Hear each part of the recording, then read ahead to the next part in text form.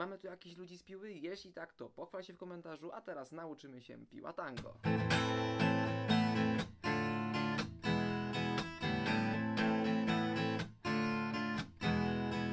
Zaczynamy na akordzie Amol, mamy takie uderzenia.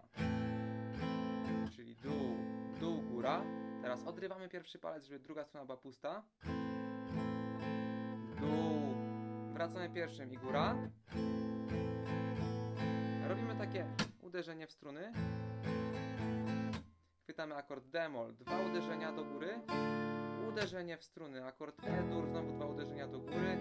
Uderzenie w struny, puste uderzenie do góry. Puste uderzenie w dół i dodajemy z legatem akord A-moll.